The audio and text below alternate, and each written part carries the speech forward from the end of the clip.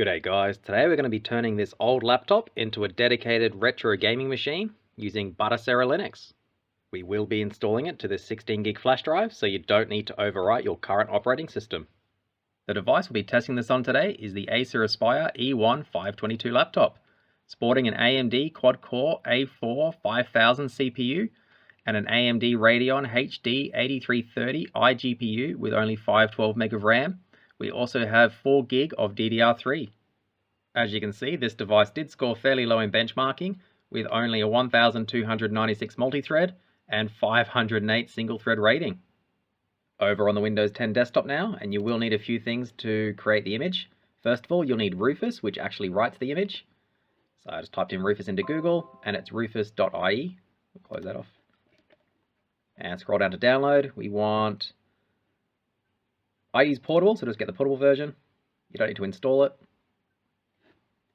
Done. Next, we'll also need Batocera Linux. So again, typed it into Google and it's batocera.org. Go over to download. There's a few options for an x86 based machine. So basically, if you have a laptop that runs Windows, it's going to be one of these.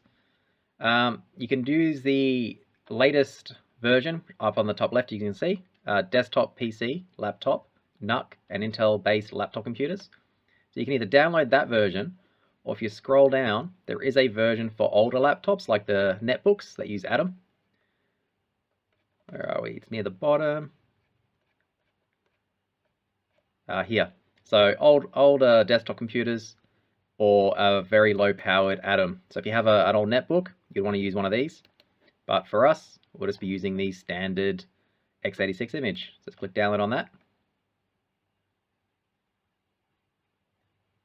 And we'll come back when it's downloaded.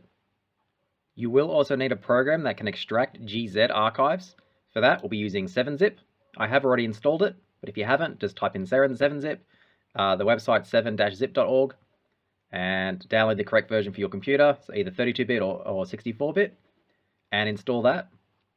Okay, now we've got everything downloaded. We will right-click, go to 7-zip, and go to extract to Batocera. Once it's finished extracting, we will run Rufus. Again, I downloaded the portable version. If you download the regular one, you will need to install it. Let's go run. Now, once we're on this screen, make sure you have your flash drive plugged in. For me, it's F drive. It's also D drive, but that's because I had Linux installed on it before. But make sure it's the right flash drive, and we'll click on select. Navigate to our folder we just extracted it to, and double click on our Batocera image. We can leave everything else default and just click start.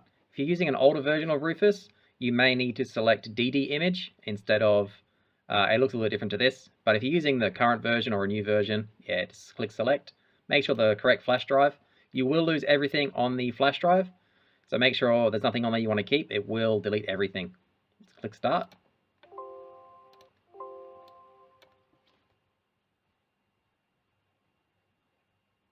Now that Rufus has finished writing the image to our flash drive, we are ready to boot it. If you haven't already, it is important to have an external drive full of your game backups or ROMs. You will need them to copy into Batocera later on. Okay, I've inserted our freshly created Batocera Linux flash drive and booted into the BIOS. From here, I just want to make sure that our flash drive is set to the first boot item, which it is. So we will exit saving changes and see how we go.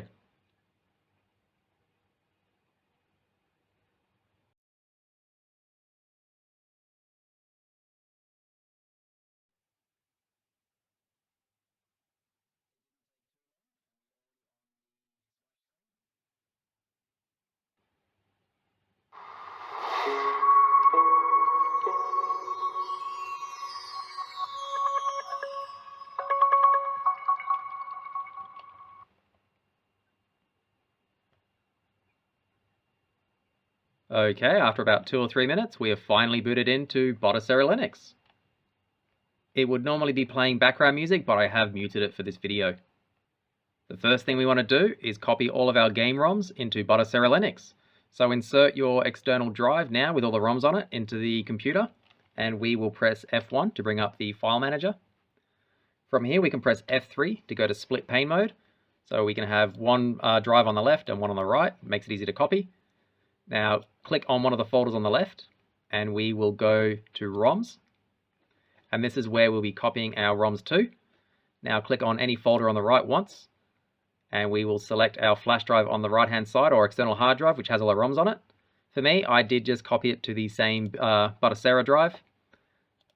So we'll go into where the ROMs are, and we will copy them over one at a time. If you have a lot of ROMs and you have a fairly big drive you've installed Batocera Linux to, you would just Control A the whole folder and drag the entire folder over. But for me, I've just done one test game for each system. So these are PlayStation 1 games, which is PSX on here. So there it is there. And I will just drag it over. And that's copying. It's that easy. Once you've copied all of your ROMs over from your external drive into the Batocera Linux drive, you are done. So we can just go File and close Window, or Control Q, and we should be back on this page. Now we've copied all of our games over, we do need to update the games list. So to do that, just pressing spacebar, going down to game settings, pressing enter on update games list, and yes. And that's it, all of our new games should be here. So yep, we've got our PSP game, PlayStation game, the DS game, so everything's on there already. If you do want to connect an external gamepad or remap the keyboard, you can just press spacebar on the keyboard, go down to controller and Bluetooth settings, press enter, and go to controller mapping. It's that easy. Okay, let's try out a few games. We'll start with some Super Nintendo.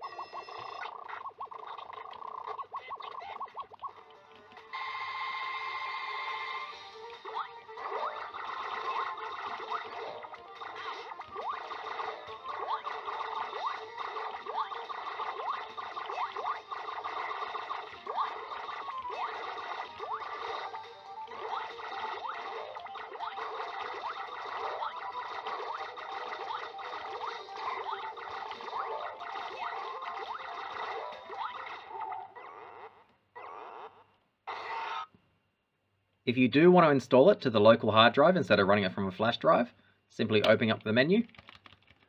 Make sure you connect to the Wi-Fi, which you can do under network settings. And then once connected to the internet, go down to system settings, and right at the bottom, install on a new disk. Once in this menu, you just select your hard drive you want to install to, or a separate external drive if you want, and then select the correct image for your device. And that's it. As you can see, it's a very cool little image. It does let you turn most old computers and modern computers into a fully featured retro gaming device, just using a flash drive.